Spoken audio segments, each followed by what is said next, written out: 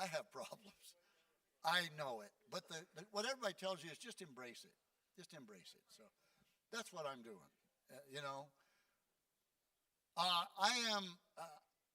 don't think I'm alone in all this. I absolutely thoroughly enjoyed hearing Brother Karl last night and the information. I just thought, about the time you think you know everything, somebody comes along and just spreads it out even better for you. And so I'm not going to take too much of his time here. I want to get him rolling as much as we can. I would say these folks that have saved seats, if they left laptops or anything like that, maybe we could have a yard sale out in the foyer or something like that afterwards. But Brother Karl, come on up, and there's a few people that'll be rolling in, but the ones that are really spiritual are already here, so we're going. Good.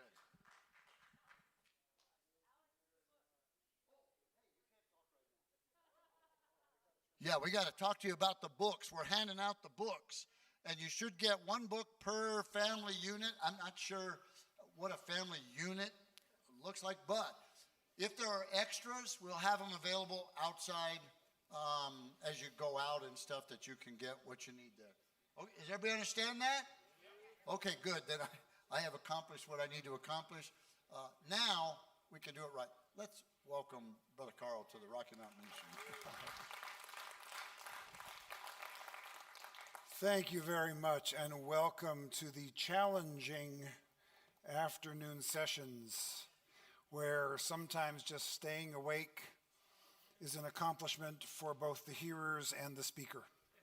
It's just that time of day. There's nothing we can do to avoid it. We might as well acknowledge it. So if at any time you just need to get up to walk a bit or to grab some caffeine or sugar somewhere to be able to stay alert, you will not bother me by doing that whatsoever. So don't worry about that at all. Whatever you need to do to stay alert, because it is. The afternoon sessions can be just challenging just to sit and listen through. So I'll try to make it also as interesting as I can, so that it will keep you alert. We've got 2 sessions to go through, and we've got a lot of information to get to. So before I get to this session, which you've seen the title on the screens here, I'm going to answer a question that a couple of you asked me directly, and I know that many of you are wondering.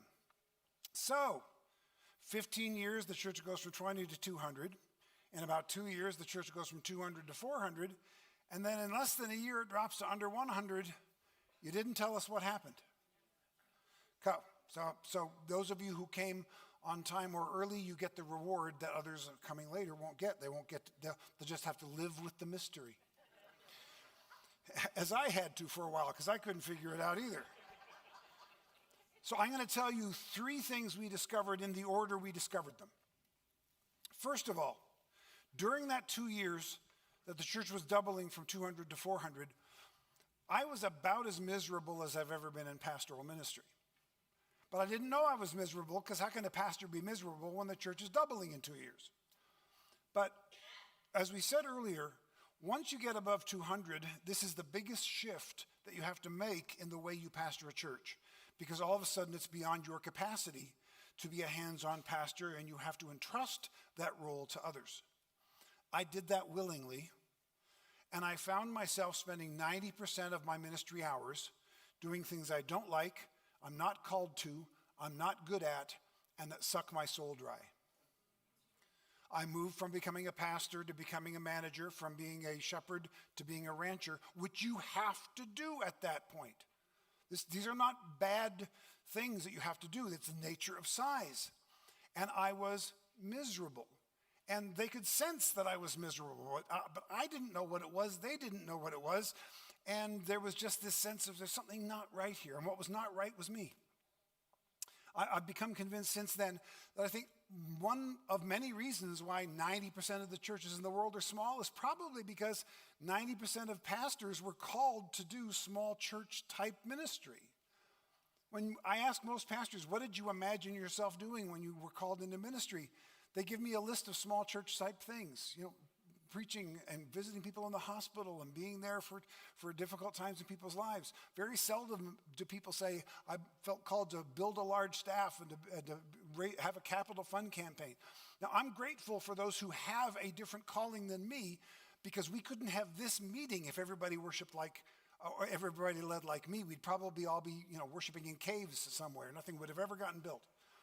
So I'm profoundly grateful for those other skill sets, but that's not the predominant skill set, I don't think. And so it wasn't mine. So I was miserable. That was the first reason I discovered. Second reason I discovered was this. In the 2 years that we were exploding in growth, we didn't have any more conversions or baptisms than we had in any other 2-year period. This wasn't conversion growth, it was transfer growth. We were worshiping in the school. We were the cool church for a while. And so what we found out was if you attract them with cool, you've got to keep them with cool. And if another church gets cool, they'll follow there. I mean, we were like super cool for a while. Like there was about a 6-month period where on our band, we had a turntable player. In the worship band on Sunday morning, it was awesome. But if that's what people are coming for, right? So we had transfer growth. We weren't making converts. We were entertaining bored Christians. And you can't sustain forward momentum, at least not properly, on that. So that was the second thing we discovered. The third thing we discovered, remember I told you earlier that when we were at 400, I wanted to hire a staff for 600? And that was, I had to go outside the church to hire all of the people to lead the church because we hadn't trained up our own people inside the church. We were doing Sunday morning entertainment and we weren't discipling our own people. So we weren't building depth into the congregation. So since then, we've really doubled down on discipleship. And people ask me today, so if the church just exploded all of a sudden again, what would happen? And I can tell you this, we would be able to equip it with staff members from the people currently inside our church without having to hire a single person from the outside. Because we have a deep bench in every single position because we've discipled our own people. In fact, we have become so strong at discipleship, we've become a sending station for churches all over the country and all around the world. They get people from us. And every time Charlie and I travel, we're meeting former members who are now active in other churches because we train them up and we send them out. So those were the three reasons. I was operating outside my gifting. It was transfer growth and not conversion growth. And we weren't discipling our own people, so we weren't building depth into it. And I'm grateful that the church didn't get bigger with that kind of error in the foundation. Because we would have gone from being an unhealthy small church to an unhealthy big church. And so the Lord stopped that from happening so that I would have to pause and reconsider what's actually going on here. So let's get to big churches, small churches, what's the difference? And as I mentioned yesterday, all of the notes for all of these sessions are online. You can scan that or just simply go to that web page and you'll see everything that we're doing. So back to my story a little bit. So I go away on this 40 days. And I come back after that 40 days and I'm beginning to think, how do I define success in ministry without numbers attached to it? And I go to our district council in Southern California. And part of the reason I found myself in the place that I did, suffering under the grasshopper myth, not sure if I was still called to ministry, even though the church was healthy, but it wasn't getting bigger, was because so many voices were speaking things into me. And one of the voices that was speaking that into me was the voice of my district superintendent for Southern California. Relax, he knows I'm here talking to you about him, we're all good. We've all learned, we've all had some stuff, so I'm going to talk you through some of his mistakes because I've given you a bunch of mine already, okay? So every year we would go to our district council, and every year he would give a state of the district report, as he should, and every year that report always involved some kinds of numbers, as it ought to. And every year, a part of the report always included this sentence. Over 90% of our churches are under 200, and over 80% of our churches are under 100. And every year, the next sentence was always some version of, we have to fix this problem. And every year when he made that statement, before he even got to the next sentence, there were audible gasps of horror throughout the room. That many small churches? In fact, I was one of them. My reaction for years was, oh no, I'm a part of the problem. Because that's my church. I don't want to be a part of the problem. I want to be a part of the solution. And part of the reason that I was in the state that I was in was because of the voices that I was hearing, and that's just one of many voices telling me if you're small, you're broken, and you're a part of the problem.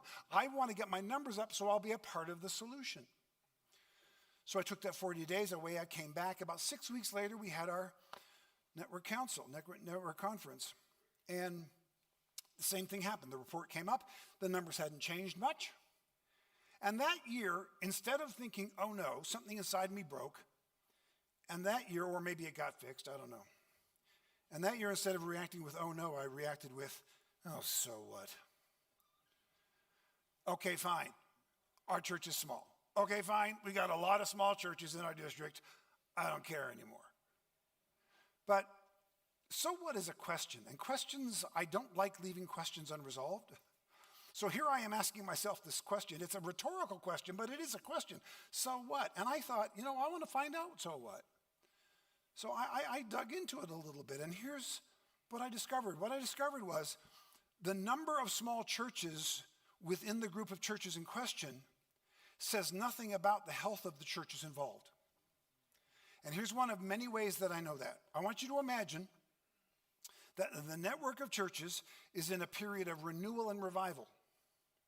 A part of that renewal and revival will involve the planting of new churches. And when we plant new churches, what size do they tend to be? So because we're doing well, we're creating more small churches. And if you look around the world demographically, this is true. In the places in the world where Christians are increasing as a percentage of the population, it is almost exclusively driven by the multiplication of healthy small churches, not by the building of larger ones. Again, there's nothing wrong with churches get bigger, but that's not the engine that's driving the global growth of the church. The healthy small church multiplying is. So when you look at a group of churches and you see, man, there's a whole bunch of small churches, that tells you nothing about the health of churches in question. Because if that group of churches, on the contrary, is in decline, then the average attendance is dropping and the percentage of small to large remains about the same. No matter where you go, because I've done the research over and over and I'm always checking the new stats.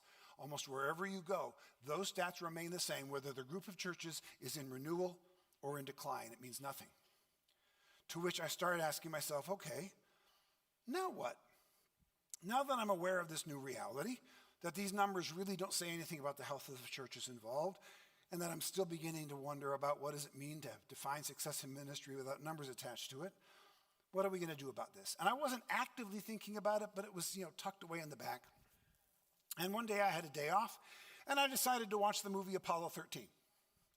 Now, if you've never seen the movie, it's a really good movie that is a very accurate recounting of what was supposed to have been the third moon landing. Partway up to the moon, there's damage to their vessel, and what was going to be an exploratory mission on the moon becomes a rescue mission. They don't know if the 3 astronauts can get home alive. Spoiler alert, they made it okay. I added that a few years ago because somebody came to me in a panic after this session asking about those poor astronauts. No kidding.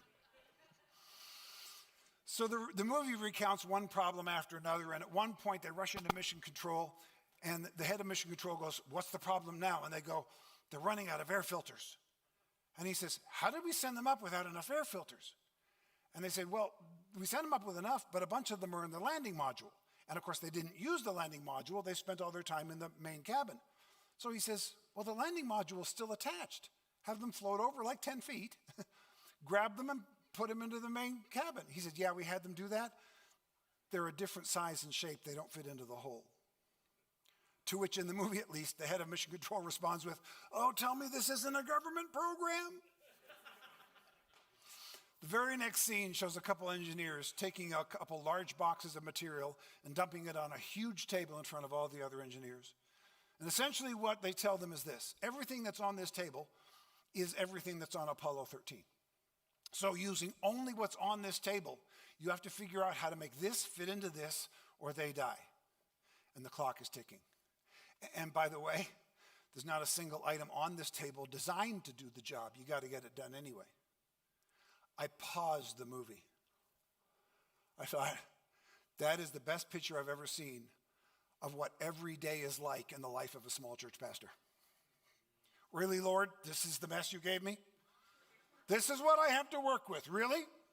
Yeah, and the mission hasn't changed and lives are at stake. Get the job done anyway.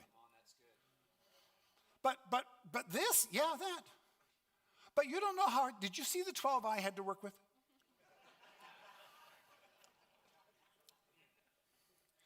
From about 2005 to about 2015, there were two leadership books that became very popular in church circles by a guy named Mike Collins.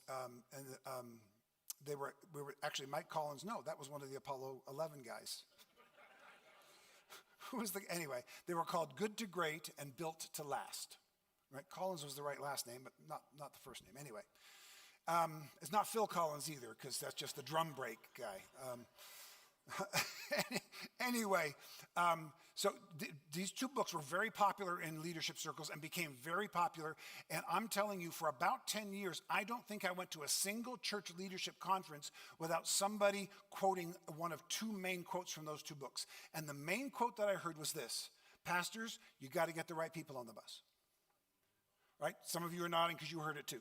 And what they mean by that is, in the books is, when they looked at these companies understood that when you hire staff, it's one of your most important decisions. And so they would tell us, Pastor, when you pick your staff, if you have to take a little more time to get the right person, if you have to spend a little more money to get the right person, do it. It's important. Get the right person on the bus. And I'd be sitting there going, get the right people on the bus? These are my people. This is my bus. You're acting like I have choices here. Like, when I hire staff, my church doesn't have enough money to hire me. And they're talking over, or at least not to, 90% of the pastors of the churches in the room who, this doesn't apply to us at all. Don't tell me how to spend more money on the right staff. Tell me how to work with the Apollo 13 table mess that I've been given. Because what you call the wrong people, I lovingly call my church members. This is who I've got. Tell me how to work with what I've got. Okay? So I'm starting to think through all of that. There's the now what. Now what? We've got to figure out how to do this well. So here's something I've discovered. People will come to small churches. Yay! But they won't give up quality to do so. Why does the front half of that sentence sound encouraging and the back half of it sound discouraging? Here's why. Because we've got a problematic relationship with what we think quality is in a small church. Quality looks different in a big church than it does in a small church. We talked about this yesterday. It's not just a matter of scale, it's a matter of type. Let me give you an example. We're sitting in an example of it. In big churches, quality is visible and technical and obvious, right? From the highway, I could see there, oh, that's the church. And I get there, and there's the sign for the front entrance. And this beautiful long entrance, and the church is right there in front of me. The parking lot is obvious. Where am I supposed to go? Really obvious. Walk into a big, beautiful lobby, who I guarantee they've got wonderfully trained first impressions people to greet on Sunday. And in the lobby, I look around, and where's the worship center? Big old words right there, worship center, right? It's all very obvious, and it should be. So there's a technical quality excellence that is on display here that I am profoundly grateful for, and that has been done so well here. But quality looks different than that in a small church. In a small church, you're not going to have that kind of technical and visible quality. It's going to look different. And here's an example of how. Shelley and I, we live in Orange County, California. We've got a good friend who was on staff at Saddleback Church for 20 years. And the week after Rick Warren's last week on the job, we called her up and took her out to coffee because we knew she'd be hurting. So we sat with her, and she just said, yeah, I feel like I've lost a member of the family. I was led to the Lord under Rick's ministry. I've come into faith, and I've become mature, and I got trained in ministry, and I've been on staff for 20 years at Saddleback. And she was just sharing her heart with us. And at one point, she happened to mention that she's never actually had a conversation with Rick. After 20 years on staff at Saddleback. Now, is that because Rick's unfriendly? No, he's not at all. It's because he has 500 staff members. You can't spread yourself that thin. It can't happen. And this woman is missing nothing in her spiritual development. All right? So in a big church, you've got the visible quality, but there are some things that many people want that are missing. So what does quality look like in a smaller church? Well, in a smaller church, you show up on a Sunday, you're going to have a conversation with the lead pastor the Sunday you show up. Right? There's a relational quality, especially connecting to the pastor, that small churches have that big churches simply aren't capable of doing. The pastor can't spread himself that thin. It's not possible. And so when people go to small churches, in fact, I've asked thousands of small church attenders over the years why they attend a small church, and they give me two reasons that are the top two reasons almost every time. And reason number one is, I go to a small church because the pastor knows my name. There's like half the body of Christ that has this weird idea that they want to be pastored by their pastor. Bunch of weirdos.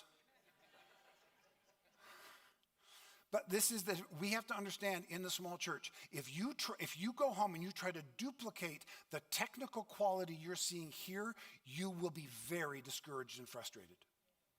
You don't have the finance, you don't have the expertise in the people. You might have one or two people that can do some things, but you don't have the wide expertise that a church of this size has because of their size. Right? I hope you understand. I'm comparing here, but I'm not pitting anybody against each other. We need to understand these things so that we as pastors can understand if it's not a matter of scale, it's a matter of type. What are the different types?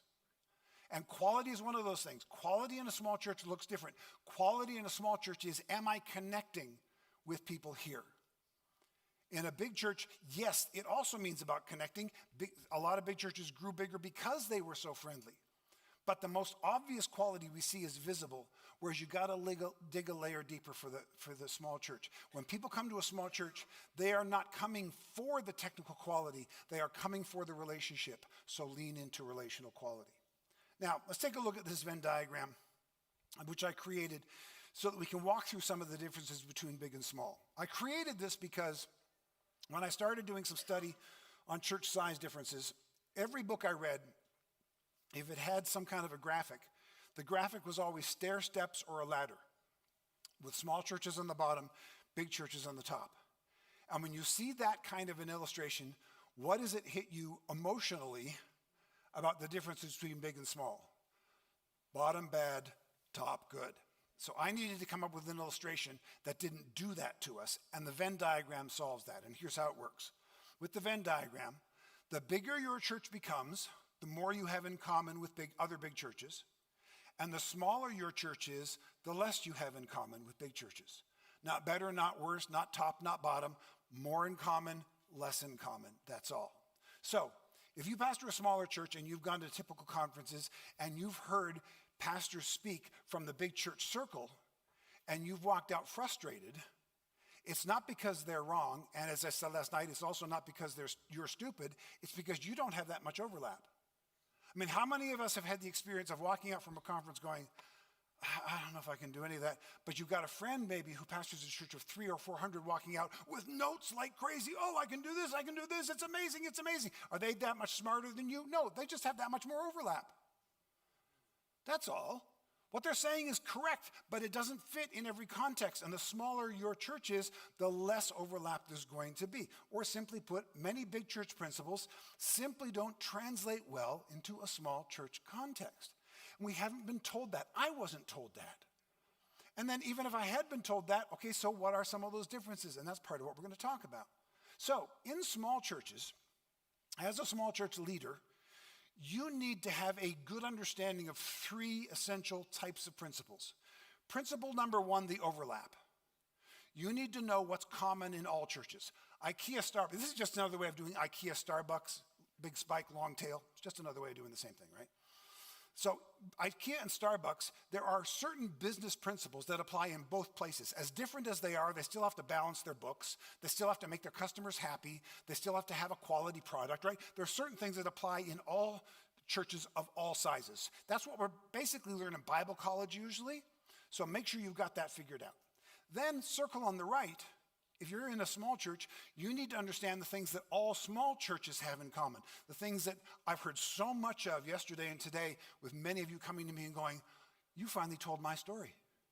Well, I have so much in common with what you're talking about there, and I just never heard it said from a platform before, right? There's a whole bunch of stuff that we share. So that's what our ministry is mainly about, is finding those things that all small churches have in common.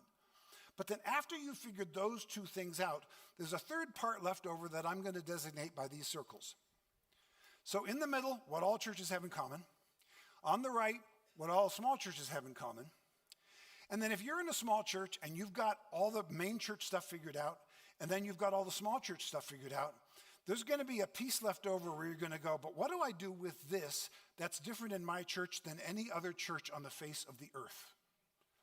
This is the why is my church so weird part that I promised you last night. The bigger your church is, the weirder it is, because the weirder that third piece is going to be. And it's because of something that's called the law of large numbers. The law of large numbers is a sociological phenomenon that says that the bigger the crowd is, the more predictably it behaves. This is how every polling company works. So if Barna or Gallup or Pew want to put a survey out, they have to do three things right. They have to ask the right kind of question. They have to ask it of the right demographic mix of people. And then thirdly, for our purposes this afternoon, they have to have what's called minimum sample size. You can't just interview 50 or even 500 Americans and say, this is what Americans feel about this. You're beneath minimum sample size. It's got to be something like 25 or 30,000 people. And then once you're above minimum sample size, the law of large numbers kick in, large crowds behave predictably, and you can just add zeros and you'll be correct within a 3 or 4 point margin of error if you've done the other two things right. So I want you to imagine this. Imagine you pastor a church of 2,000. You're at a conference where the speaker pastors a church of 20,000. Virtually everything that they say from a strategic and programmatic standpoint, you can duplicate in your church. Just drop a zero and you're good to go. Virtually everything. But they're 10 times bigger. Yeah, but you're both above minimum sample size. Large crowds behave predictably. And so we think, oh, okay, well, if I'm pastoring a church of 200, I'll just drop 2 zeros. No, because now you're beneath minimum sample size. And the predictability drops away. And then if you're in a church of 50, give or take, it changes again. And then you can take 2 churches of 50. They can be in the same denomination, in the same town, on the same street. And you might as well be on 2 different planets. Why? Because this church has 50 different people than this church has. Right? In this church of 50, when they lose one family, they say goodbye to their entire children's ministries department. They didn't just take all the workers, they took all the kids. Right? In a big church, when they lose their kidmin director, they don't close down the department, they get another right person on the bus.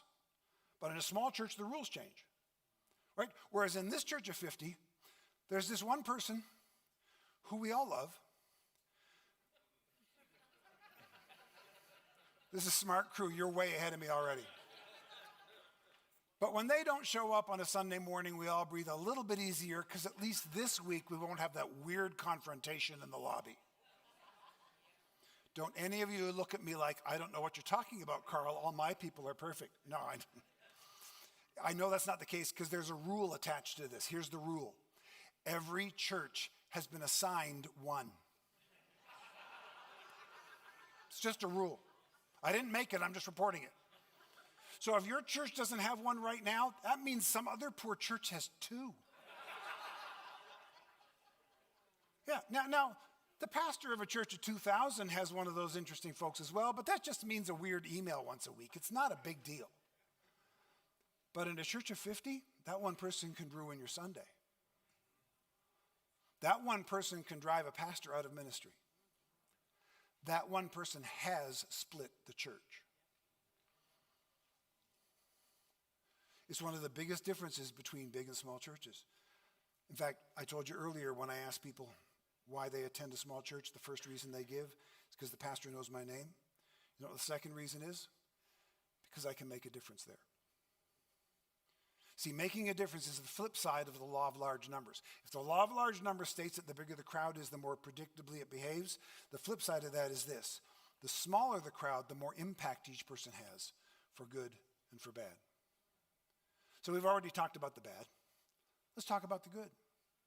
I want you to imagine that you play a little guitar. You're not great, but you can keep up with the basic chords. And you go to the mega church near you where the band is singing songs from their latest album. You're going to sit there and you're going to look at it and go, that's awesome, but I'm not getting on that stage, am I? No, you're not. Doesn't fit the context, wouldn't be good for you or them, right? But if you play a little guitar and you show up at a church of 50 or so on a Sunday, you're leading in worship in a month. In fact, if they find out you play guitar on your first visit, their first question will be, is your guitar in your car now? So, first main reason, pastor knows my name. Second main reason people go to small churches, I can make a difference there. People can get involved, people can lead, people can help out in small churches in ways that aren't appropriate in the big church. In a small church, if somebody's willing, they can run the children's ministries department. Please make sure they clear all the legal things first for protection.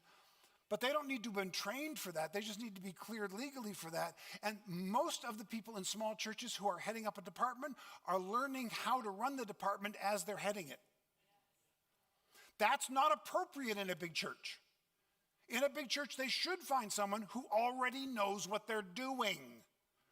Okay, but that means there are fewer positions available, right? They've done this over and over again. You compare one healthy church of 1,000 to 10 healthy churches of 100, and here's what you discover. 10 healthy churches of 100 have more people volunteering, a higher per capita giving, more people called to missions and into full-time ministry than in a single church of 1,000. Why? Because the church of 1,000 is failing at their job? No. But because in one church of 1,000, you need one lead pastor, but 10 churches of 100 need 10. And they need 10 youth leaders, and they need 10 nursery department leads, and they need 10 of everything that this church over here only needs one of. Right? Now they'll have one youth department leader with a bunch of volunteers under them, but they only need one leader. And so because of that, people don't get the kind of on-the-job training in a big church typically. And it's not that big churches aren't training people, but it's done in a very, very different way. In a small church, there's an urgency to it that often inspires people to step up in a way that they wouldn't. Healthy big churches, here's what I've discovered. Pastors of healthy big churches understand that they are constantly fighting against passivity and anonymity. Because if you want to be a passive observer at a church, what size of a church are you going to go to? You'll go to a big church because you know you can disappear into a crowd. So the big church pastor in a healthy church knows that, which is why they're constantly pushing people to get on a ministry team, get in a small group, because they're pushing against that passivity and anonymity. In a small church, like if on the other hand, if you're a control freak, what kind of a church are you going to pick? You're going to pick a small church because you think you might be able to have some control there. Big church pastors have to fight against passivity. Small churches don't have to fight against passivity, but we do have to fight against the passive aggressive. And we do have to fight against control freaks. And sometimes the control freak is in the pastor's mirror. Let's be real about this. Let's be real about this. So we've got to understand that as one of the primary differences, okay? The bigger the crowd, the more impact each person has. The smaller the crowd. The smaller the crowd, the more impact each person has for good or for bad. So let's give them chances to have impact. Let's train them on the job. Let's be okay with walking people through how to do something and they don't do it as well as you do at first. And you willingly let it go, but follow up. Let's start doing that a little bit better than we typically have in the American church. Now I'm going to walk you through some very key differences between big and small churches. Big church leadership emphasizes process, systems, and programs. And when I say that, I'm not saying that that's what matters in big churches. What matters in a healthy big church is the same stuff that matters in healthy small churches. It's all about worship. It's all about Jesus. It's all about ministry. Same stuff matters. But if you spent any time on a big church staff or in a big church staff meeting, you know that big church staff meetings spend an awful lot of time talking about process, systems, and programs. Why? Because when you're trying to manage the flow of hundreds or thousands of people on a weekend, you need IKEA-style arrows on the floor precision, or the whole thing falls apart very, very quickly. Now, process systems and programs are important in small churches too, but they come a distant second to these three other principles: relationships, culture, and history. We're going to spend a few minutes talking through these three very, very important words. First of all, relationships. Relationships. Okay.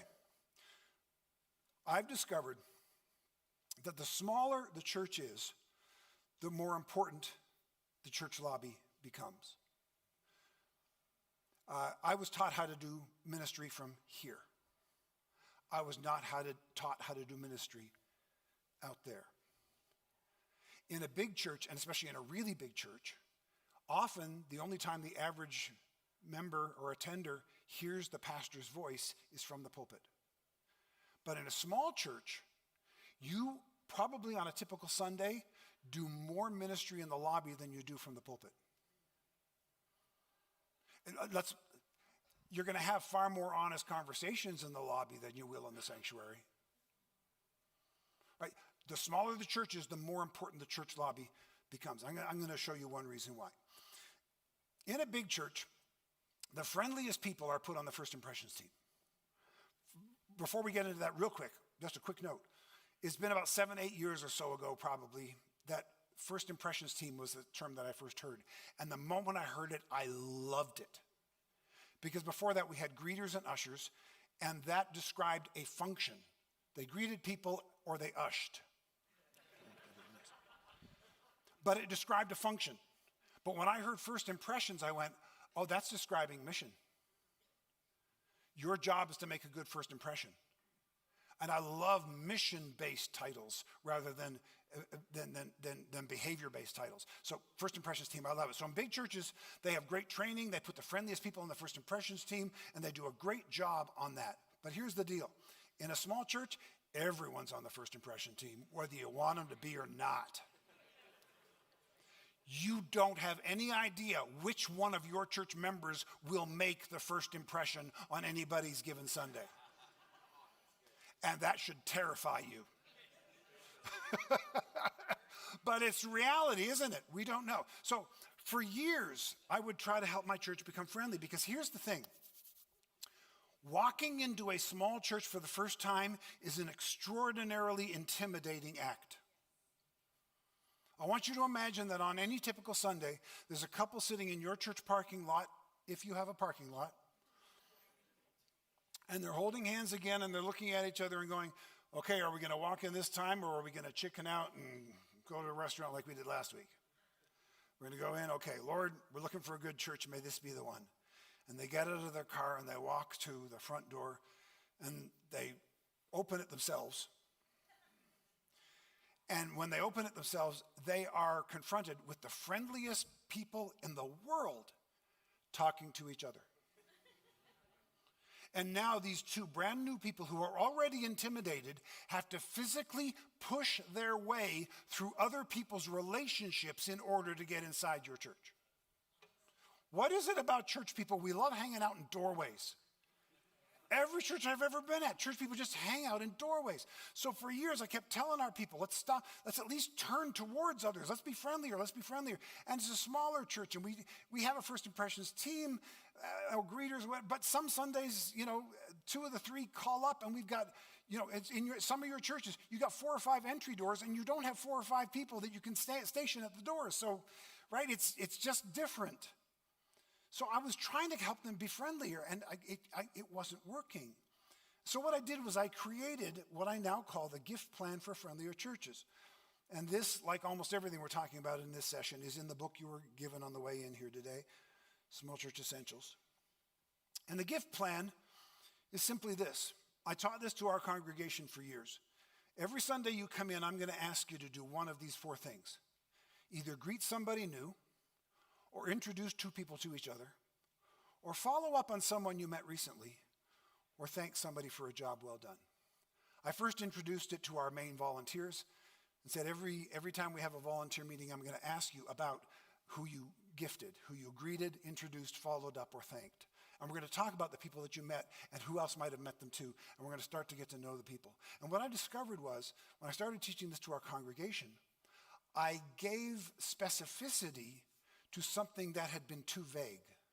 Be friendlier. Okay. But what we actually did was we actually created these business cards and we handed them out to everybody, and it just says, who will I greet, introduce, follow up, or thank this week? This is one of the resources we've now made available to all of you too. We've got them printed up back there. You can buy them, and on the back, it's got a place where they can write the names of the people they've greeted, introduced, followed up, or thanked. What I was doing at the time I did this, because this was a dozen or more years ago when we first did this, I was doing something that I have since learned is called gamification. If you haven't heard that term, gamification is when you take a task and you give to it some competitive and game-like qualities to make people want to participate. And so what the card did was it gamified greeting. And people would come to me and go, I've got a G, an I, and an F, and I just need to thank somebody today. Yeah. Or they'd come to me and they'd go, I've got 7 weeks in a row going. I've got them written down on the back here. I'm going for my 8th week this week. They gamified it. I had somebody come to me once and said, I met somebody new this week, but I'm not going to introduce them to you till next week so I can get my I next week and keep my streak going. I'm good with that.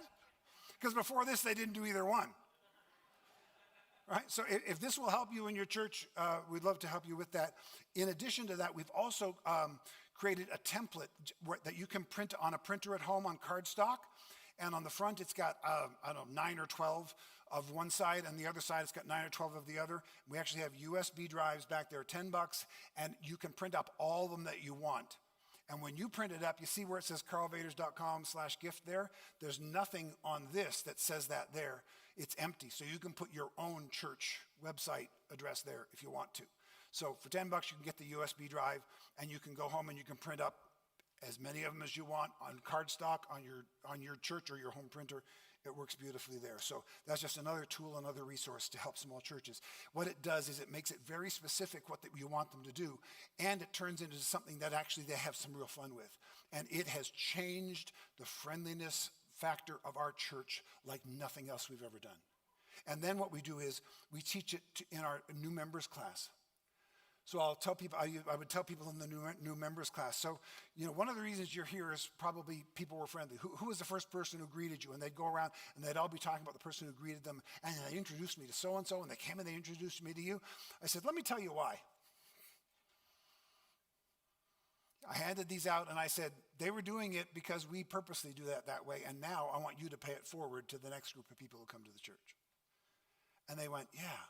I've been blessed by that. I'm going to bless others by that. And it turned into something really, really cool for us. So relationship, we've got to work really hard on the relationships because that's such a huge key in the smaller church, okay?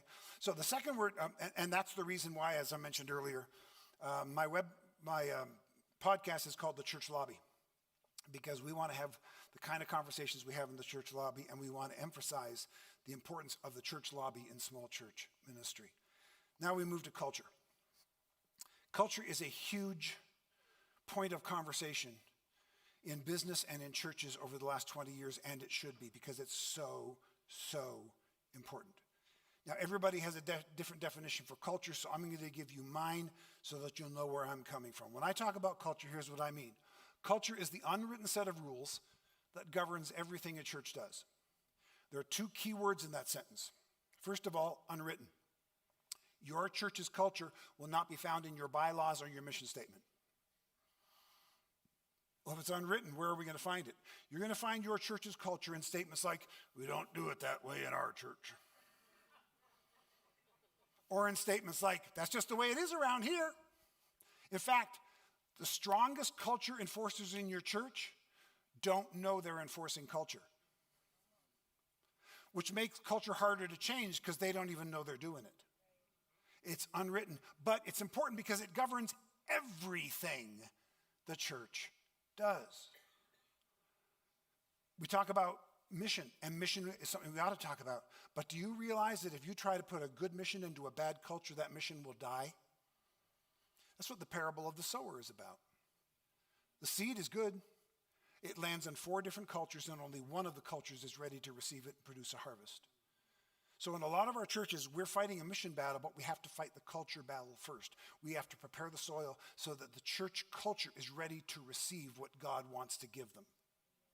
We've got to fight the culture battle first. Now, everything I've ever heard about church culture coming from my big church friends, it has all told me exactly the same thing.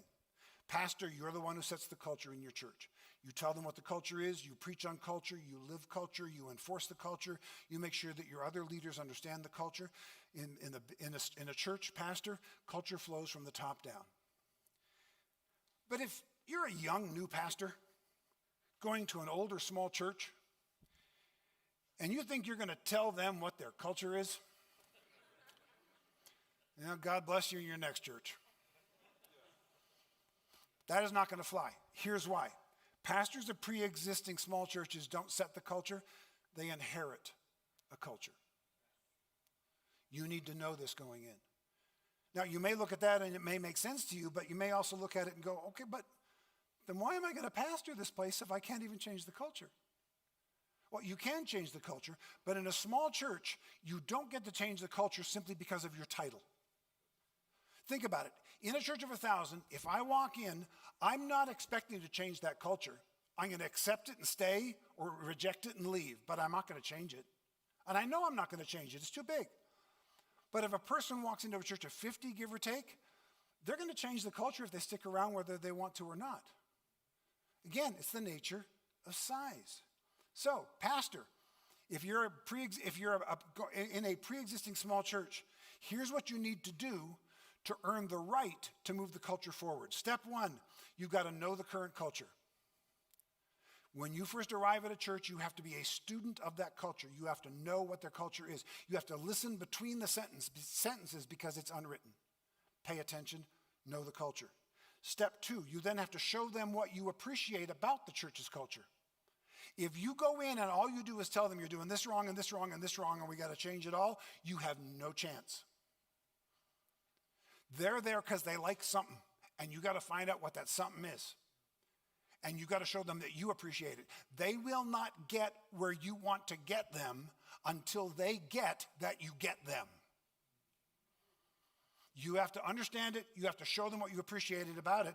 And only then can you get to step three, where you can, at this point, receive limited permission to participate with them in moving the culture forward. The smaller the church is, the younger and newer the pastor is, the smaller the town is, the more this is true.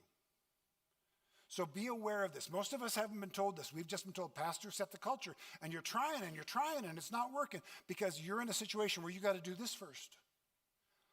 In fact, when I talk to my big church friends, and they say they couldn't, every once in a while they say, I admire my small church peers so much because I couldn't do what they do. Whenever I ask them, what couldn't you do? This is what they say. They want to hire the right person on the bus, and when they don't do the job, they want to fire them and get them off the bus. But this idea that somehow I got to do this dance back and forth, right? Because here's how it is in a small church. You're going to have an official meeting in which the official decision is going to be made. But before you have the official meeting, you're going to have at least one, maybe a couple pre-meetings. And there are going to be people in those pre-meetings that you need to get approval of who won't even be in the official meeting. But if you don't have the pre-meeting and get their pre-approval, your official meeting is going to go nowhere. And then after that official meeting, and they've said yes, they still haven't said yes, because there's going to be a parking lot meeting. And the parking lot meeting is going to decide how enthusiastically they will or will not support what they just officially approved. Right? And if you're not aware of these meetings, and if you're not a part of these meetings, and if you're not managing and going through those meetings, you will not receive the permission to participate with them in moving the culture forward. Now, the longer you've been there, the longer the church has been around, the more things change. I've been at our church for 33 years. 8 years ago, we changed pastors without a ripple. Why? The church wasn't that old anymore, and then the average member wasn't that old anymore. I'd been there for 25 years.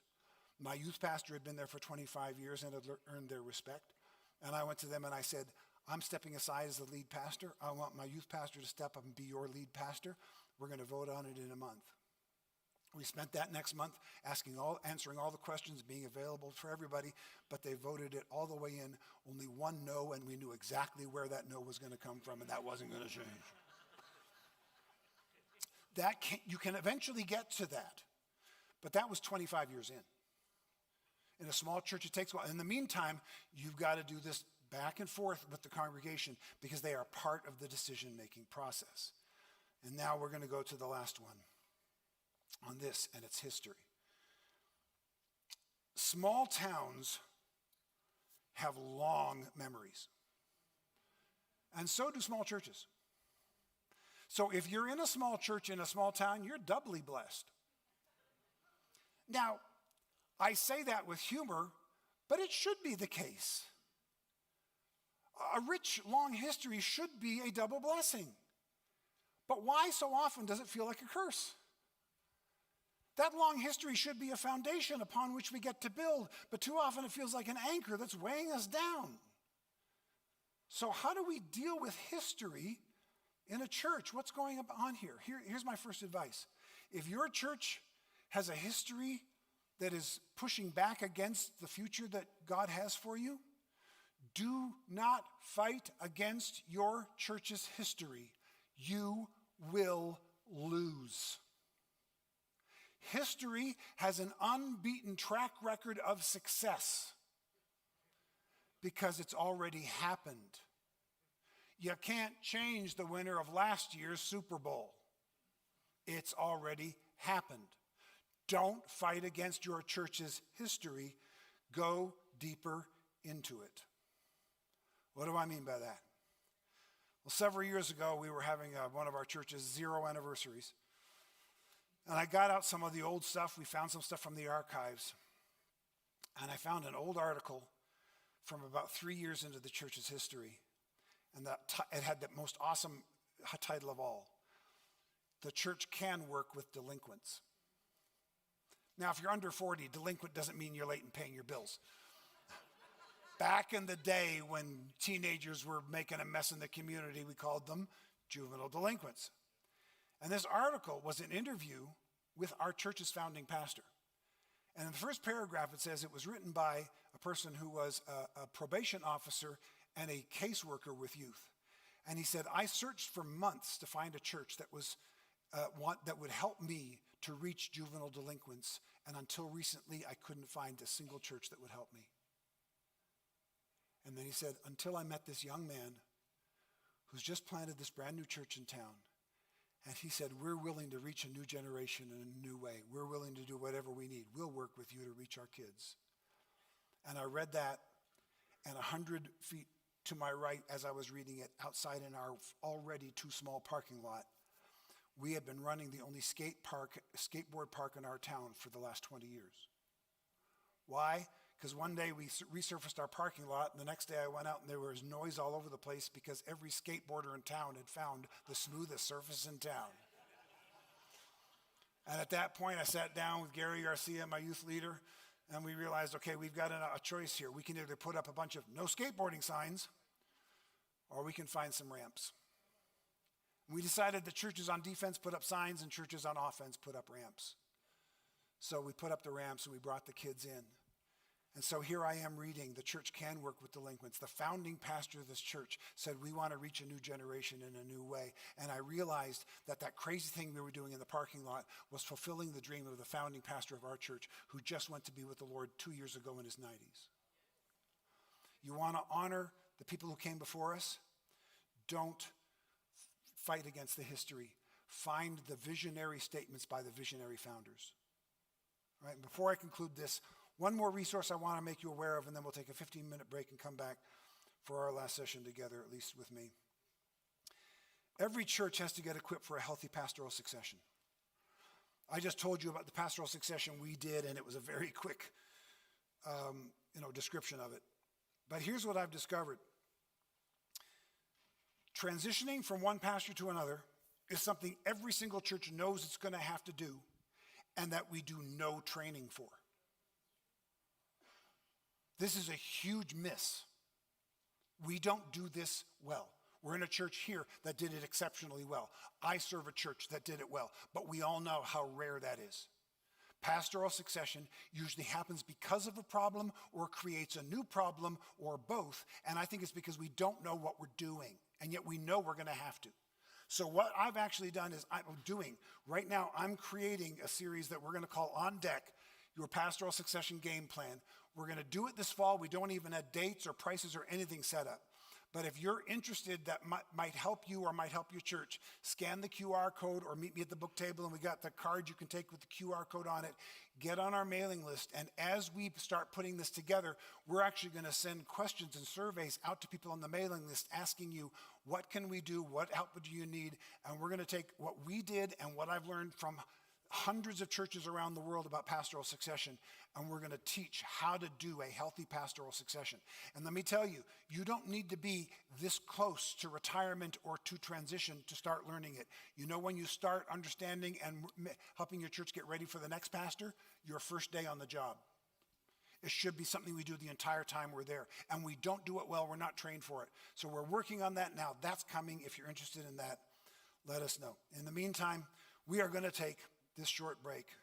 It is right on time pretty much. I hit it pretty well, yeah. So we're going to come back at 3 o'clock. We're going to come back for the next session, which is going to be Desizing the Church. And based on my book, Desizing the Church, How Church Growth Became a Science, Then an Obsession, and What's Next. We're going to take a look at this. Here's where this came from, just to bring you back.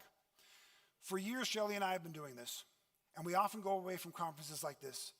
And as we're talking about it, we're talking about some of the people, like some of you all the last day or two who have been crying in front of us because of the relief you felt and because of the blessing that you've received. And we are so grateful, and I want to hear more of those stories.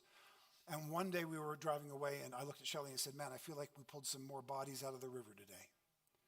And then as I was thinking about it, I thought, taking bodies out of the river, I wonder if there's a way to swim upstream and find out who's been tossing the bodies in. How did we get to this point where we're so obsessed with size that we're wounding faithful servants? So I did the research and I wrote the book, and that's what we're going to talk about in 15 minutes. So come on back in 15 minutes.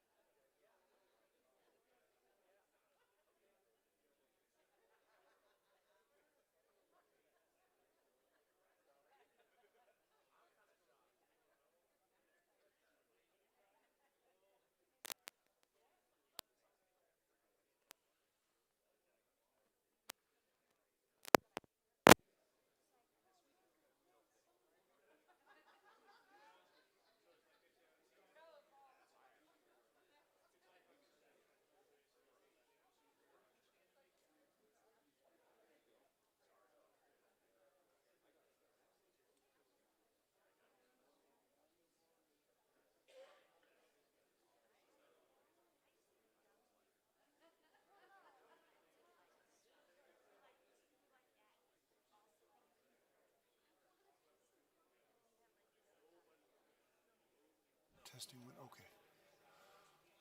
Well, it's about 5 minutes after start time, and I don't think we need our fearless leader to introduce me because I think you know who I am. But we've got a bunch of people still in the lobby, so I'm going to go out in the lobby, do one more yell, and then come back in and we'll get started.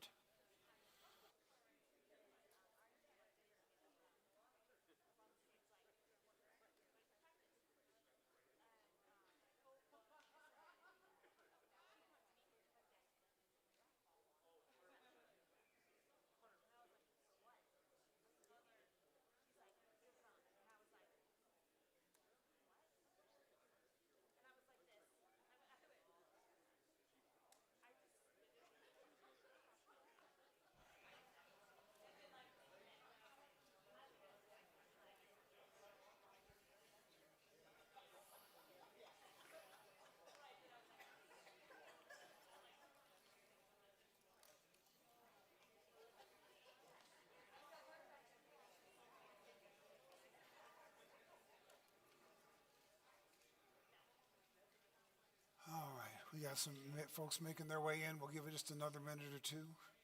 Just as they are making their way in, people have been asking different questions about some things, including the 100 Days to a Healthier Church online leadership series starting next Tuesday. One of the big things we talk about in that series is the culture question. So if you think fixing your church's culture might be a big part of the challenge you're facing, I would really encourage you to step in on that. We talk about it way more in the series than we even do in the book, although the book deals with culture quite a bit as well. So, and if culture might be your issue, I actually encourage you to read one of my good friend's books. It's called Dirt Matters by Jim Powell. Dirt Matters by Jim Powell. And what it does is it describes, using the parable of the sower, it describes what culture is, how to discover whether or not culture is the issue you need to deal with, how to discover what your bad culture might be, and how to fix the various types of bad culture that are described in the parable of the sower. And I cannot overemphasize enough how important culture is. If you think you might have a culture issue, figure that out first, because your mission will die until the culture is ready to receive it. So really, really, really work on that. Culture is a huge, huge thing to deal with. All right. Let's jump into it, and thank you for coming back again. This is these afternoon sessions, again, can be challenging. We're going to take a look at desizing the church, and one more time, you can get all of the notes there. For those of you, Shelley and I will not be able to be here tonight. We have another obligation, and we will be flying out tomorrow. So after this session is over, we'll stick around for as long as anybody would like to, for conversation, for questions, to help you with get any of the resources that you need. But once we're gone for dinner, we won't be back. So if you do need anything from us, don't think, oh, I'll grab them tomorrow. I won't be grabbable tomorrow. So, but we will spend as much time as is needed this afternoon. All right. On February the 1st, 2019, I put this Bible verse on Twitter. Don't have anything to do with foolish and stupid arguments, because you know they produce quarrels. 2 Timothy 2:23. I put it on Twitter because I read it in my daily devotionals, and I thought, where do I think this might be able to do the most good? So I just put it on Twitter. No comment, nothing. I just put it on Twitter, and it got so many comments, so many retweets. I thought, well, I'll put it up tomorrow. Same thing. I put it up the next day. Same thing. So I thought, you know what? I'm going to put this up every day until I fix Twitter.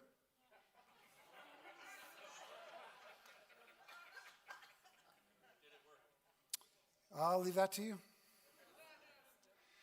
So, today is day 2,633 of putting that verse on Twitter every single day with nothing but the verse and a day counter.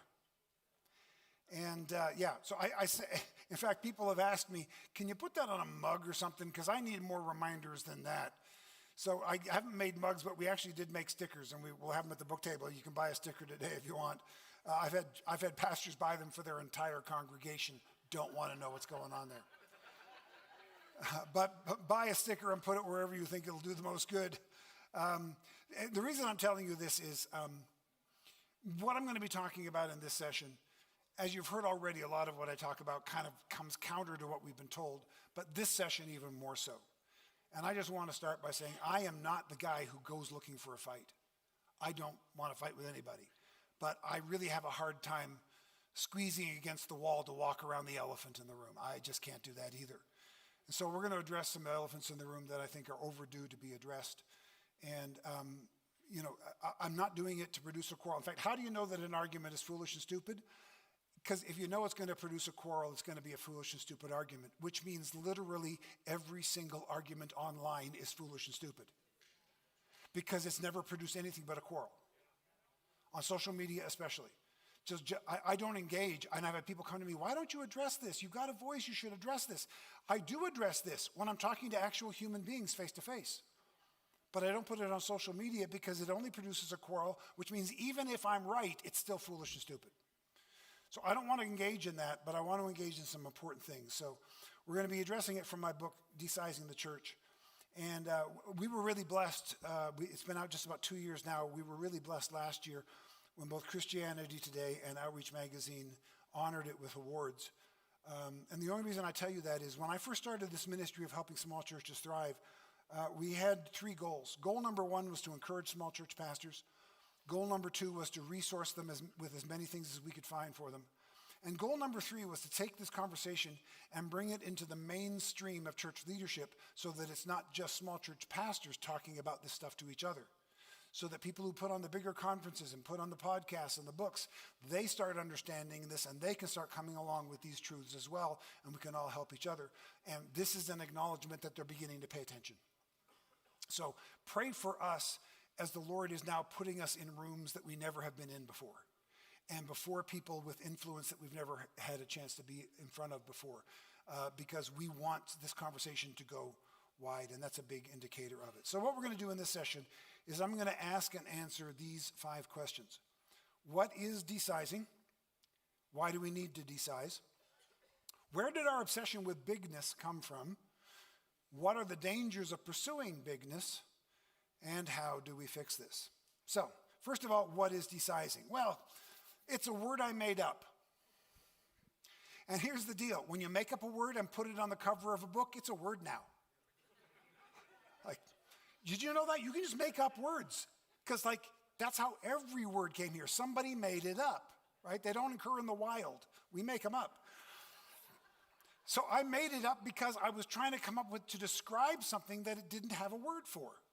So I made the word, and here's how I define it in 2 different ways. The first definition is this. It's the process of assessing the value of something without obsessing over numbers. The second definition is this.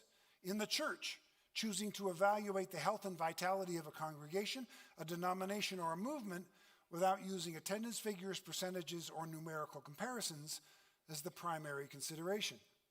Now, please note the 2 key words, one from each definition. The key word in the first definition is obsessing, and the key word in the second definition is primary.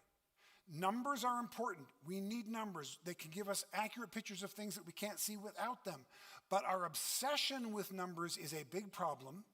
And let's face it, not only do we use numbers as the primary consideration, often numbers are the only consideration that we have when we're trying to assess the value of a church, a ministry, a denomination, or a congregation. All right, we've got to be careful about this. That's what desizing is. So, why do we need to desize? Let's take a look at that. First reason is this. We've become obsessed with bigness at almost all costs. A pastor of a church of 3,000 is given more credibility than the pastor of a church of 300. And they're given way more credibility than the pastor of a church of 30. Does it feel uncomfortable to hear me say it?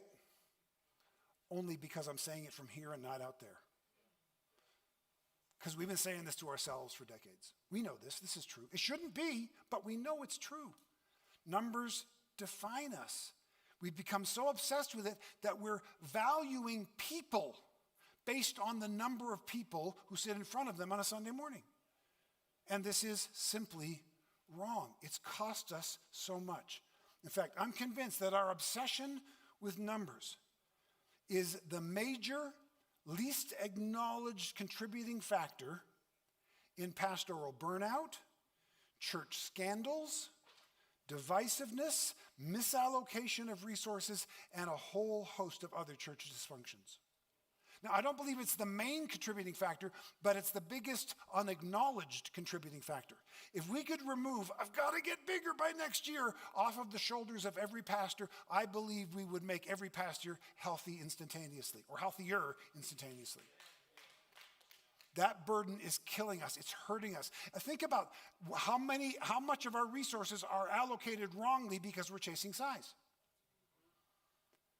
Right? How many other dysfunctions are happening because we're chasing size? As an example, about a year ago or so, Matt Redman put out a video on YouTube called Let There Be Light. Matt Redman, of course, wrote so many of the worship songs that we've been singing for decades. And this is not a music video. In this half-hour video that Matt Redman put out called Let There Be Light, he makes the claim that the pastor who was overseeing the ministry that brought him up in the 1990s, during that season when he was becoming a globally known name, that pastor was sexually and emotionally abusing him. And he put it out on a video because he's been trying to talk to people in authority and they're not doing anything about it. So I watched the video with a sad heart and I started noticing something. Over half a dozen times in a half-hour video, as they're interviewing people who knew about the situation and they ask them, how did this guy get away with it for so long? Over half a dozen times, the answer was some version of, well, we knew something was wrong, but look at the numbers. Yeah, it was a little bit off, but look how many kids were coming to Jesus.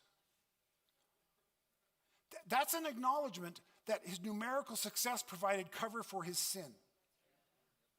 Now, I don't know if he committed those sins, but the people who are saying that believed he committed those sins and are saying, but the numbers excused it. Now, be clear, Matt Redman is not the victimizer here. He's the survivor of it. I don't want to paint that inaccurately or you to mishear that, okay? But that's just one idea. And we know this happens in other places, right? We know this happens. Oh, that church, they got bad theology, but look at the people packing in. They must be doing something right. No, they had bad theology. It doesn't matter how many, more people to bad theology is not a good thing. Okay, we've got to be careful with this. So we need to decisive because of the pain that it's causing. So where did our obsession with bigness come from? And when I say bigness, I don't mean size. Being bigger is not a problem. But our obsession with becoming bigger, which I call bigness, is the problem. So how did our obsession with bigness, where did it come from? So to bring you up to it a bit, let me give you a short story. When I was a young man and I graduated from high school, instead of going straight to Bible college, I went to 2 years of a junior college to get my general ed done. And in the second semester, I went to Economics 101 class. And on the first day of class, the professor took out the old overhead projector with the old plastic slide. And on that slide, there were about 50 words on it, and some of those words are up on the screen here now. Love, kindness, community, justice, family, art, fairness. And he put this on the screen and he said, I want you to know, class, that these are the most important things in your life and these are the things that you ought to be honoring and chasing after. And I was thinking, I thought this was the Economics 101 class. Did I wander into the ethics class? And he said, but this is Economics 101. Oh, okay. So he said, while these are the most important things in your life, and I want you to remember this, for the next 13 weeks, we're not going to talk about these things. Instead, we're going to talk about this like it's the most important thing in your life. We're going to talk about how to make money, how to invest it, how money affects geo-global politics. We're going to talk about money as though it's the most important thing in your life, but I want you to remember that it's not. He was true to his word. He did that for 13 weeks. On the last day of class, he collected the final exams. And then he put that slide back up again. And he reminded us, for 13 weeks, we've been talking about money. Like it's the only thing that matters, but I want you to remember before you head home for the summer that it's not the most important thing in your life. These are the most important things in your life. Please remember that. Have a great summer. And he dismissed the class. And I noticed something about the class at that point.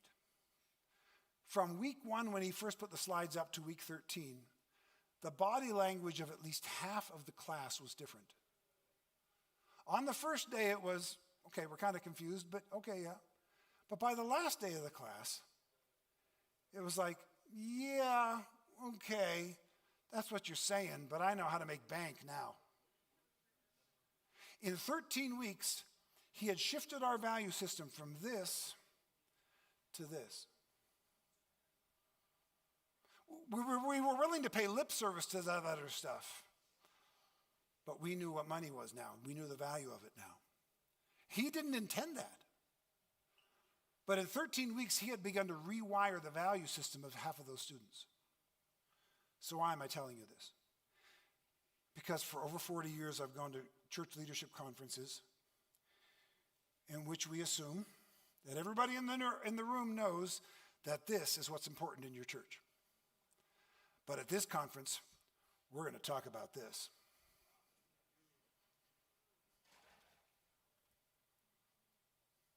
Sometimes we pay lip service to this, but sometimes we assume it without even talking about it. And we're just going to talk about how to get the numbers up. And if 13 weeks can begin to rewire the value systems of those students, what has 40 years of this done to us? I would suggest that while we see this as the most important, what a lot of us has become convinced of is that this is what it looks like. We now look in many places as outreach as a means of church growth, ministry as a means of church growth. I literally saw a lineup at a church conference entitled Worship as a Means to Church Growth. Folks, worship is not a means to anything. Worship's the point.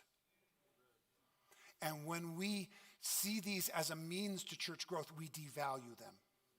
And we get our priorities and our value system out of whack. But I would suggest that to a large degree, that's what we've done, and we've got to change this. So, where did this come from? How did we get to this point? Why have we allowed ourselves to get to this point? So I thought, okay, in order to understand how we got here, I got to go upstream, and I've got to do a deep study into the church growth movement and how the church growth movement got us here. So I started to study it, and one of the first things I discovered was this. There wasn't just one church growth movement, there were actually two church growth movements. The first church growth movement is what I call the McGavran stream. Donald McGavran was a missionary to India from 1923 to 1954. Near the end of his time in India, he heard about a couple villages where every single person had come to faith in Christ. And he thought, that can't be. But he thought he'd check it out. So he went to each of these villages and he discovered, yeah, literally every person I've talked to here has come to a legitimate saving faith in Christ. This entire village has come to Jesus. And so he thought, the Lord is doing something here. Maybe we can learn from what the Lord is doing here. So he wrote everything down as he was discovering it. And then when he retired from the mission field, on his way back home to America, he stopped by a couple African nations where similar things had happened in some villages there. Did the interviews, did the research. And he came home, and in 1955, he wrote his first book called The Bridges of God.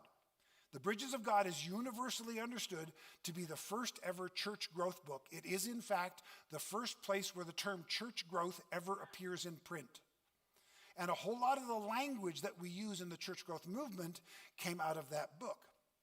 So that he wrote that in 1955. And then 10 years later, in 1965, at 68 years of age, he started the Church Growth Institute at Fuller in California, very near where I live. And for the first 7 years of the Church Growth Institute, he would not allow American pastors to attend his classes. Now, you can't just say no American pastors allowed, you get in trouble. So what he said was, okay, you've got to have 3 requirements to take my class. First, you've got to know at least 2 languages. 2, you have to have spent at least 2 years on a foreign mission field.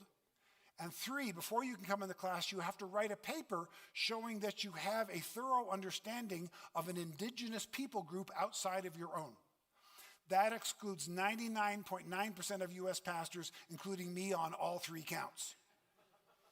So for 7 years, he had this class, and he wouldn't allow American pastors to attend.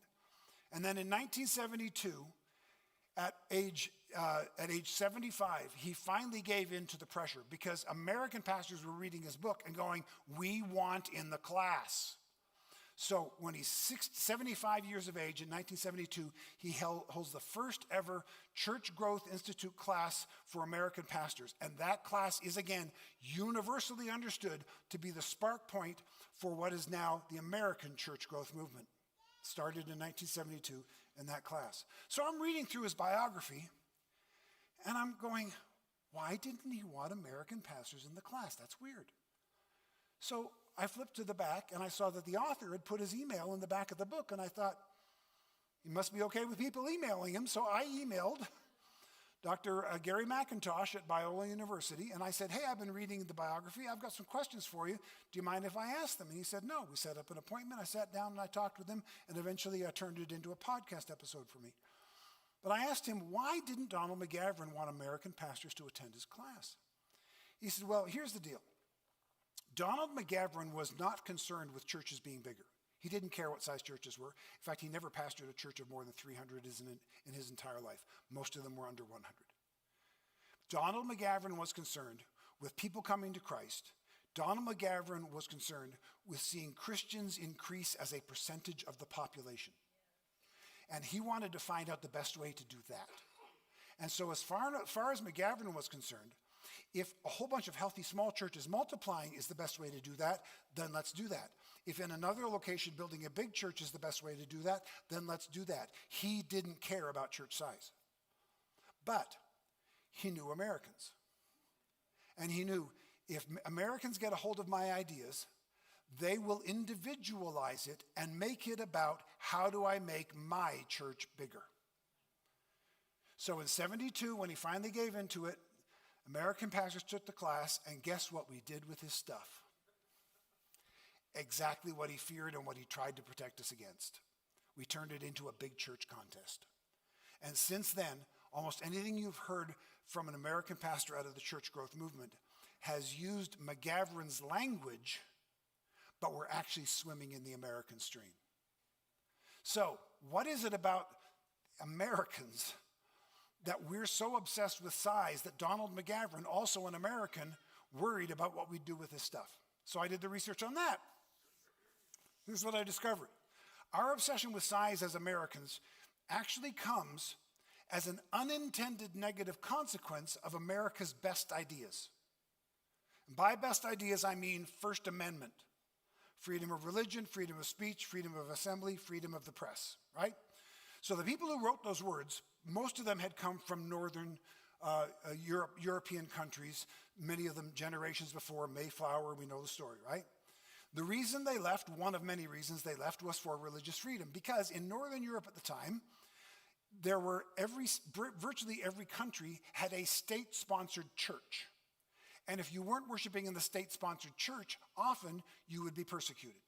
But if you were a pastor in a state-sponsored church, you had it easy, and here's why. When the state sponsors the church, when the state collects taxes, the state also collects tithes. So in European nations with a state-sponsored church, they literally had a 100% tithing base of the entire population. So it didn't matter if you took an offering or not. Can you imagine 100% tithing base of the entire American population? Right? But you come to America, right? There's no state-sponsored church, but if the state ain't sponsoring it, the state ain't paying for it.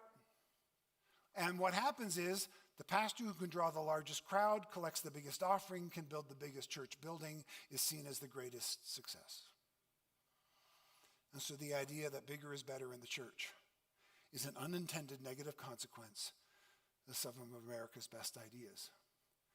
I thought Donald McGavran would be the villain. He was the one who saw the problem and tried to fend it off as long as he could. I don't know who the villain is because the First Amendment's great. Right?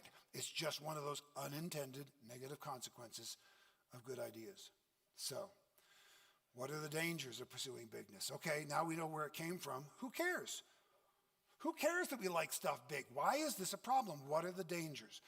In the book, I outline a whole bunch of things. I'm just going to give you two of them right now.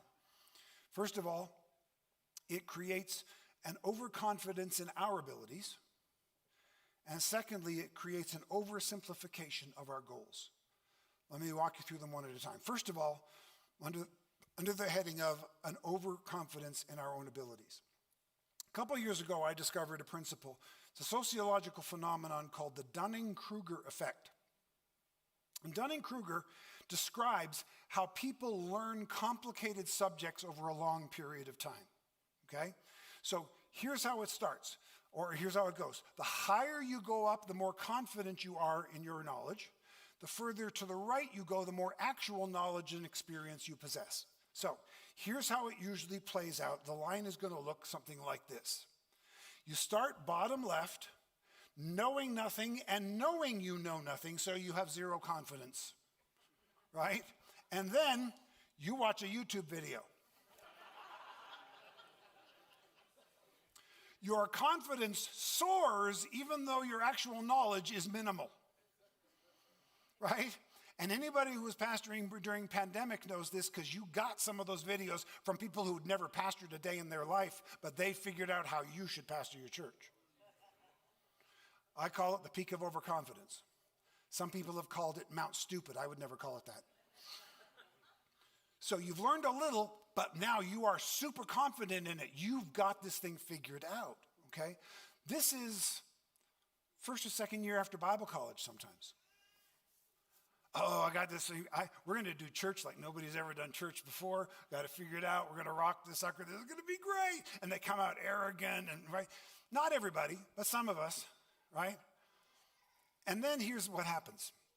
If you continue to actually learn and grow, gain actual knowledge and experience, fairly quickly you drop down to what I call the valley of underconfidence. Oh man, this is harder than I thought. This is way more complicated than I thought it would be. This is, I'm convinced, where a whole lot of young pastors leave ministry who shouldn't leave ministry. They came out with so much confidence, and when it gets super hard, they think, I might not even be called anymore. This is way hard. This is different than I thought. And I'm convinced they leave ministry here because they don't know what could come next. And I think if we could help them understand this, they could just hang in there, get a little more knowledge, a little more experience, and a whole lot more humility, and it can get better than this, okay? In fact, I know this happens at about year 4 or 5 because take a look at this. This is a screenshot from a small church pastor Facebook page. I've just hit my 4th year of pastoring. I'm really considering resigning. I'm not even certain if I've been called to be a lead pastor. It's a struggle. My heart is broken. That is no surprise that that's year 4. That's the valley of underconfidence. But good news, if you continue to actually learn and grow, then you get to go up what I call the slope of experience. And the beauty of the slope of experience is this: your knowledge and your confidence increase at the same rate. And that is sustainable for a long term. Because that valley of underconfidence has taught you a few things, hopefully. So if you continue to learn and you continue to grow, you can move forward on that until you get to what I call the plateau of sustainability. And at the plateau of sustainability, you won't be any more confident even though you continue to learn and grow. And the reason for that is because of something I call the gap of humility. I'm never going to be as smart as I was in year 1. Right? Because I know real life has beaten some humility into me, and I always know there's something I don't know. But here's the deal. Pastors and church leaders, those of you who are on the slope of experience or at the plateau of sustainability, there will always be somebody on Mount Stupid who thinks you're an idiot. Haven't done it a day in their lives, but they watch that YouTube video and they'll send it to you. And you just got to have the patience and the humility to just kind of walk through it and go, it's just harder than you think. It's more complicated than you think. There's stuff that you just don't know yet. Now, why am I showing you this? Because I'm convinced that the church growth movement, especially in the 1980s and 1990s, was on the peak of overconfidence. We'd learned a few things about church growth, and we could point to a bunch of churches where it was working. Let's ignore all these ones over here where it's not working. Let's just look at these few where it is. And we became really, really confident. We've got this thing figured out. Anybody think the American church is on the peak of overconfidence today? What does it feel more like? Feels more like we're at the valley of underconfidence. Wait a minute, what's going on here? In fact, during the peak of overconfidence, we had evidence. We had the big churches we could show you, and we had the highest church attendance and the highest church membership in recorded American history in the 80s and 90s.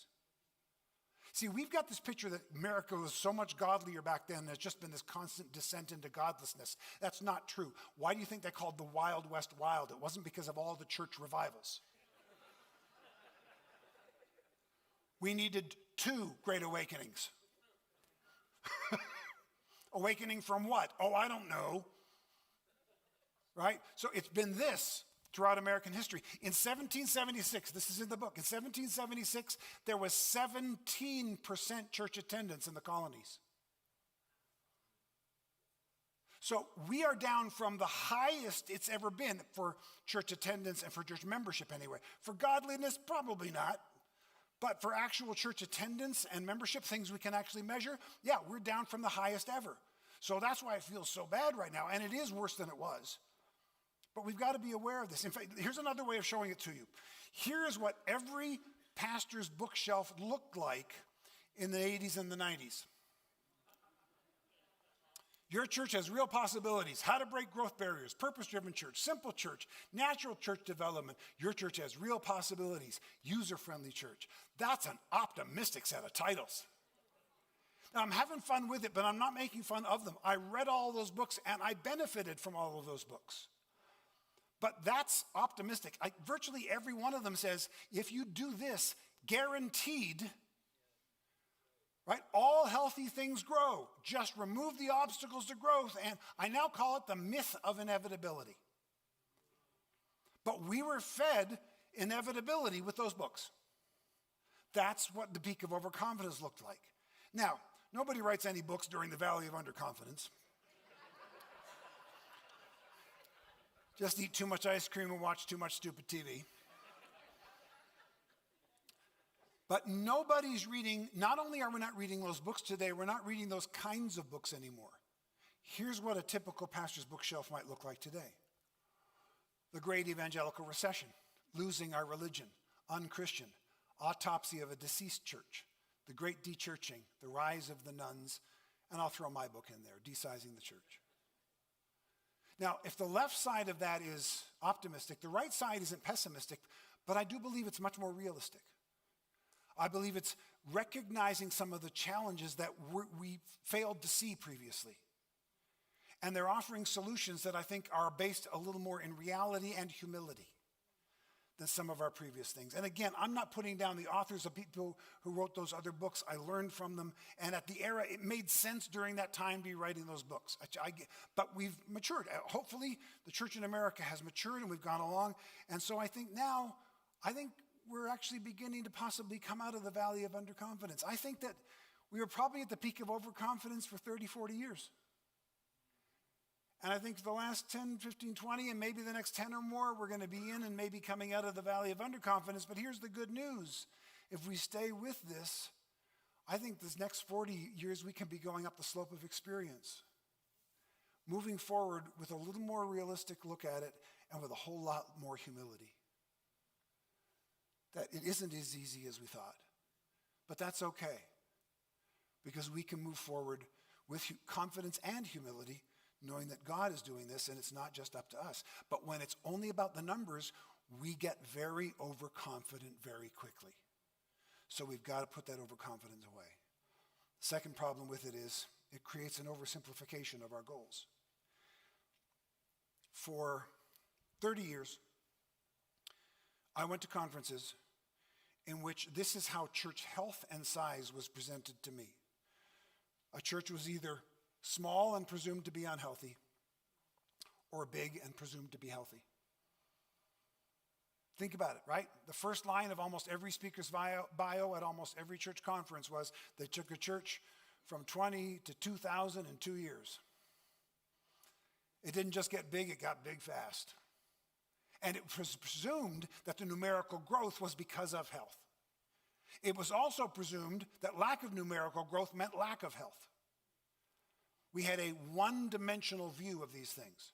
Let me give you an example of that. About 2 years ago, a Christian survey company came out with a headline, and the headline was, 2/3 of American churches are stuck or declining.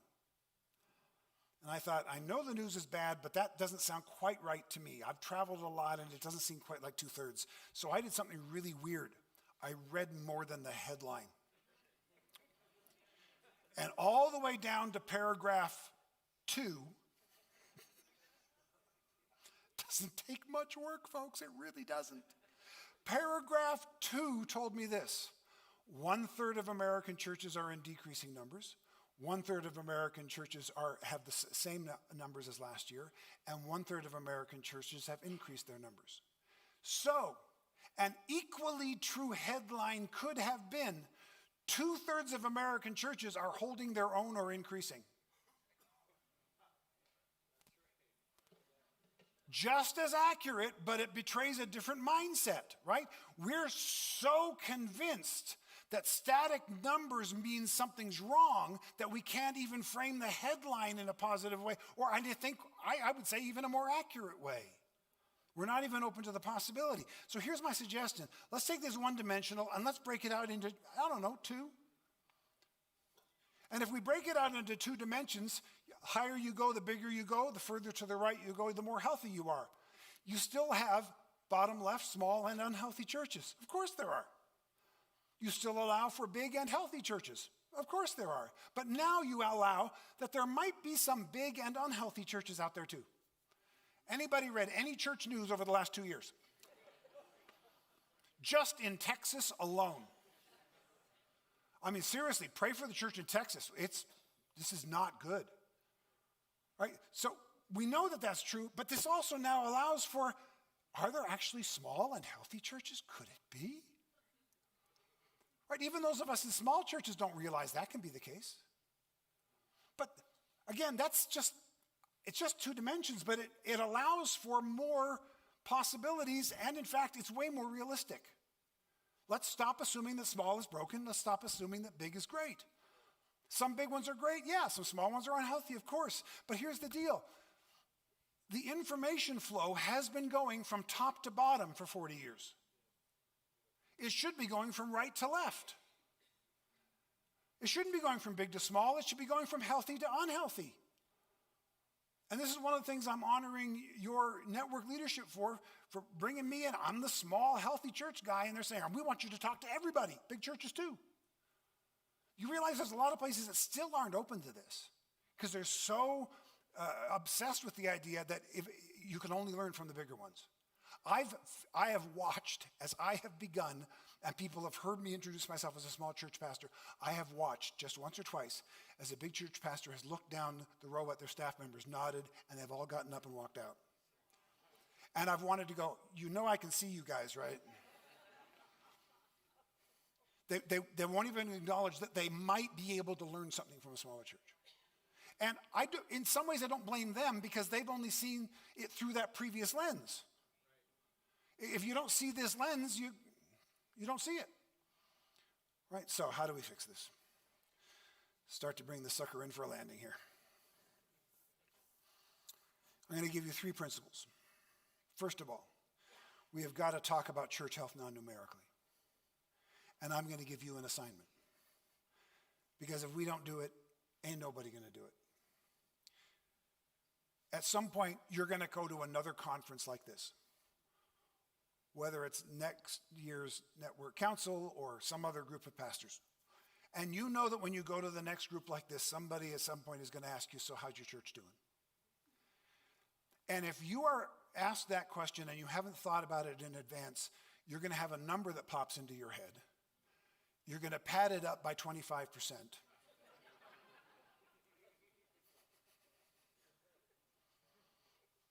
And you're going to give them a number. And you're going to perpetuate the numbers obsession. So here's my suggestion. Before you go to another meeting like this, I want you to pause and I want you to think back and remember 2 or 3 life change stories that happened in your church. And the next time somebody asks you, say, hey, how's your church doing? You tell them, let me tell you about so-and-so and how he came to Jesus 3 months ago.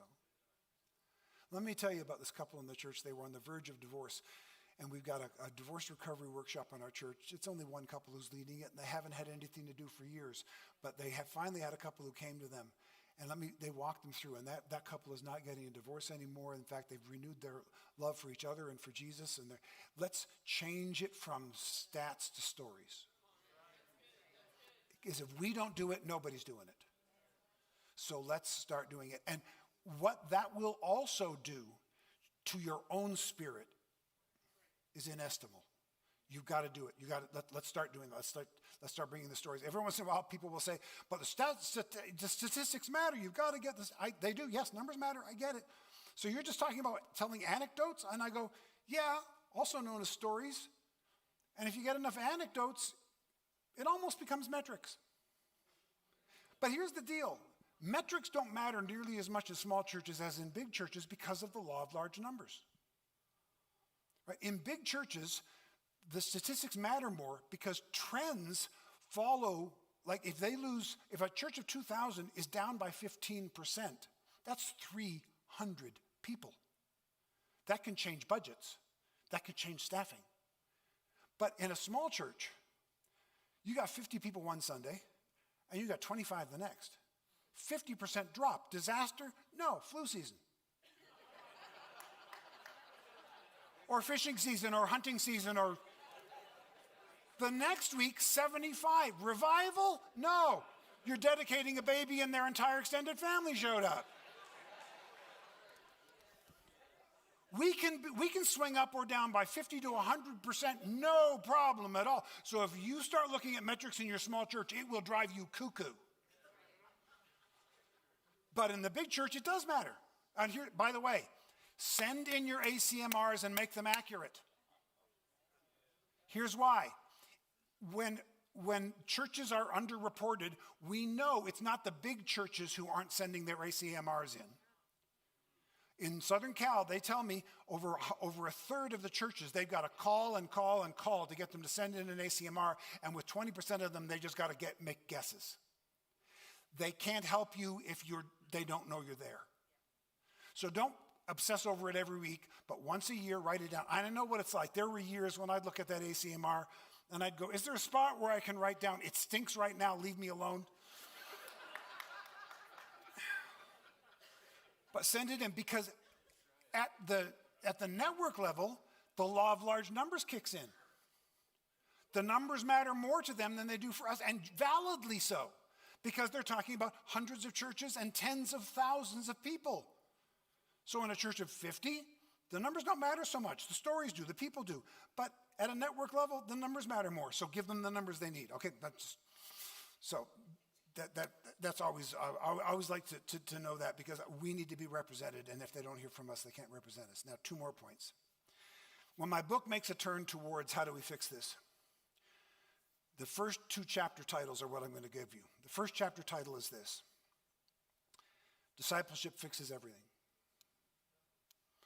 Last night I told you bigger fixes nothing. This is the flip side.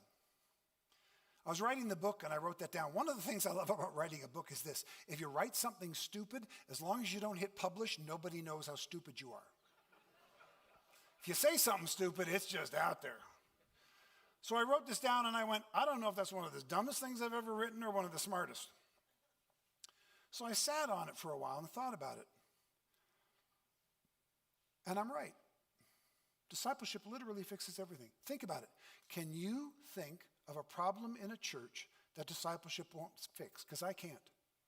Lack of volunteers, discipleship will fix that. Low budget, discipleship will fix that. Bad theology, discipleship. Disunity, discipleship. It's almost like it was Jesus' idea. Discipleship literally fixes everything. This was one of the problems we had when we went up and then we crashed. I was so obsessed over the numbers, I wasn't discipling our people. And it was only when we came back and we reassessed and I realized we are going to disciple people whether it brings more people in the door or not, that our church started to get healthy and strong and started sending people everywhere. Discipleship literally fixes everything. But I've got this picture in my head. It's not in the Bible, it's just in Karl's head. But Jesus is about to ascend into heaven, and he has a last-minute huddle with his disciples. And he says, okay, before I go, I'm going to give you the talking points, just a quick overview of what we've been talking about for 3 years. Got it? Okay, here's the deal. Guys, I will build my church. They all nod their heads. He goes, and you go make disciples. And they go, got it. We'll go build your church. And Jesus, oh, no. Listen carefully. I will build my church. You go make disciples. And the disciples go, oh, okay, got it. We'll go build your... No!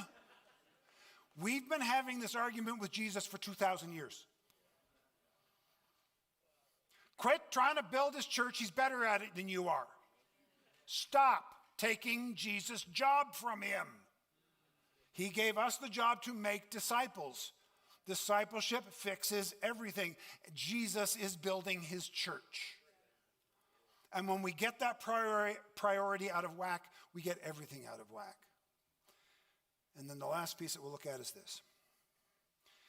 Integrity is the new competence. For 2 generations, we have taught pastoral competence. Methods, ideas, innovations, technology. And we've taken integrity for granted. And it's hurt far too many people.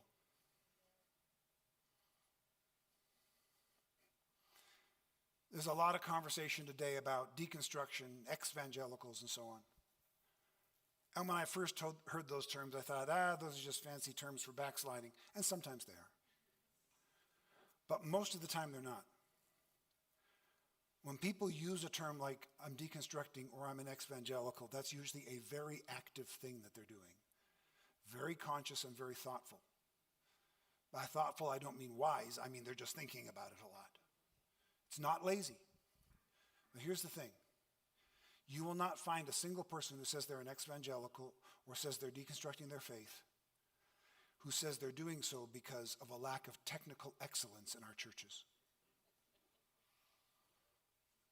Yeah, I wanted to serve Jesus, but that little church just couldn't get their band to stay in tune. No. But you'll find a lot of them leaving because of a lack of integrity. Sometimes it's a lack of their own integrity. Sometimes it's ours. And we've got a generation right now crying out, will somebody somewhere be a person of integrity? Yeah. And we are doubling down on technique. No, I'm not against good technique. I'm not against good methods. Get them. But we didn't lose them because of a lack of technique. We're not going to get them back because of a better Sunday morning stage show. They can get better than that on their phone without getting out of bed. They won't show up to a church that isn't living what they say they believe. We've spent 40 years teaching technique.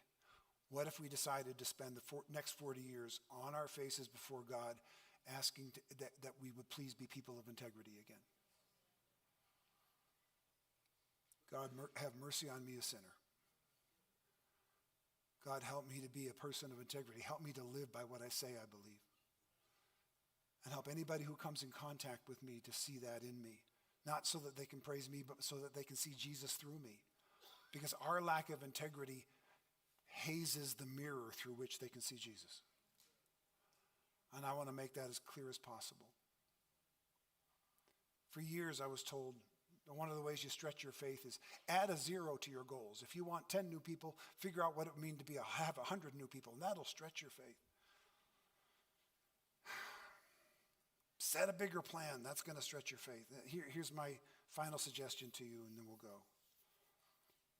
Instead of setting bigger plans, set a moral compass and keep it. That's what the world is looking to us for. And if you've broken integrity, if you've broken trust, the gospel is all about a way back. prodigal son is always welcomed home. And in our church and in my ministry, I want to be a place where when the ex-evangelical, the deconstructionist, when the prodigal decides to turn around and come back and wants to find Jesus again,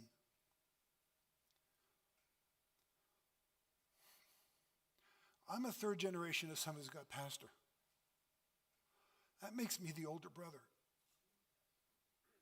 I gave my life to Jesus in a church basement at 6 years of age, and I never turned away from Jesus since then. I'm the older brother. And there's not much that scares me, but the only thing that keeps me awake at night is that when the prodigal returns, I'm not standing next to Jesus to make it a three-way hug. When they see us, may they see people of integrity, and may they see people who always welcome the prodigal home. Thank you.